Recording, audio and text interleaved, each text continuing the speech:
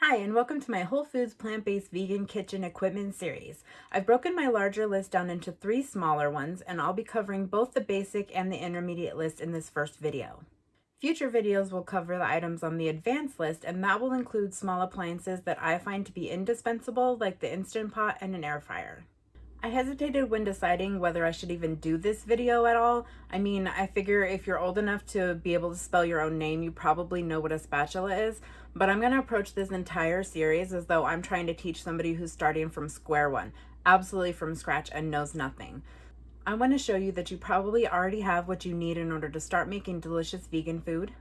A lot of the recipes I'll be putting on my blog can be made using just things from the basic list. I know it can be frustrating to do something without having the proper equipment, so that's why I'm here. I want to reduce your frustration and make sure that you are successful in your vegan journey. I would recommend getting the things on the basic list as soon as you possibly can, and then as your skills grow, you can add the things that are on the intermediate list as you find that you need them.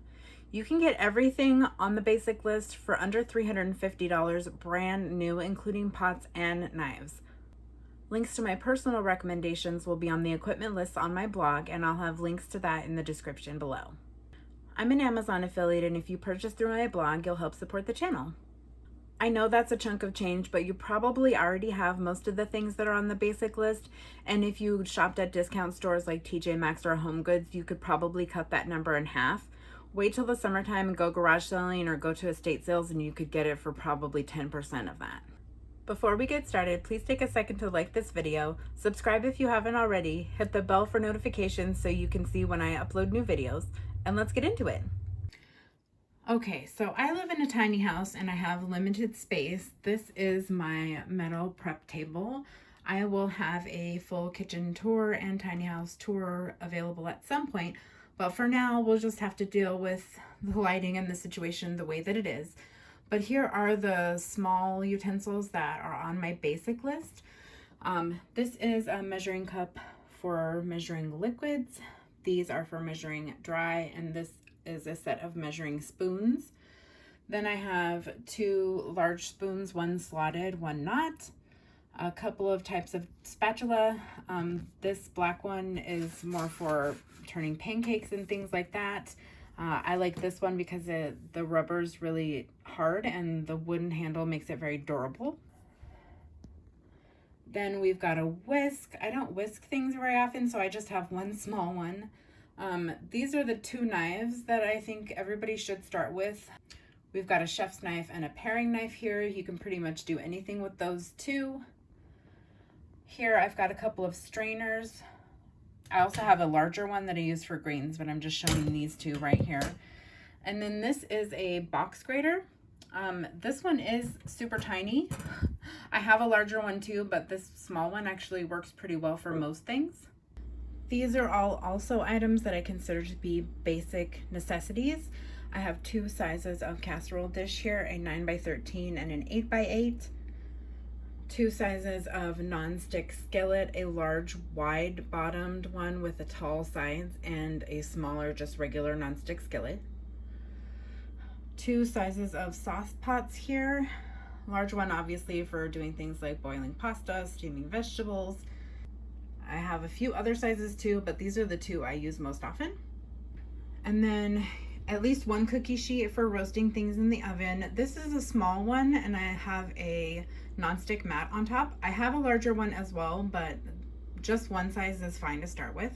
All right, so here are the small appliances that I consider to be necessary for intermediate cooking. Most of the tasks that these items would accomplish can also be done using things in the basic list, but these things will just make your life a lot easier. I've got 2 kinds of vegetable peelers here. The one on the left is more for peeling vegetables with really tough skins. Pizza cutter, which I use to cut lots of things, not just pizza. Potato masher. A ladle.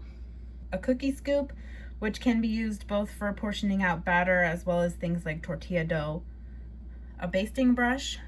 This is my favorite little gadget right here. This is a mini chopper. I don't have a full-size food processor because I have a Vitamix, so I just use this mini chopper here and I highly recommend them. This thing right here is a spiralizer, which is used to make things like zoodles, which are noodles made out of zucchini. a microplane grater, this for zesting fruits or grating garlic. This thing is actually a ricer. Most people have probably never seen one, but I find them to be way easier to use to mash potatoes and things like that, so I just have it. This is a bench scraper. You can use this to pick things up once you've chopped them and move them to the pan.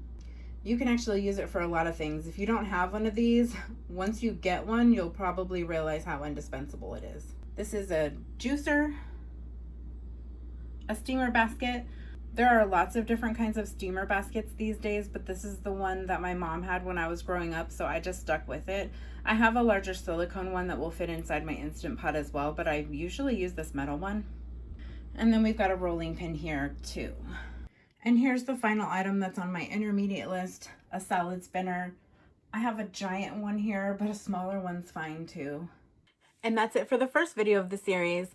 Like I said, I understand if this video seems silly to a lot of people. You probably already have most of these things in your kitchen, but I wanted to point out some things that some people might not have that I think are handy, and also really drive home the point that you probably already have what you need in order to start cooking really delicious, whole food, plant-based vegan meals. Please like and subscribe. I'll have a new video out soon.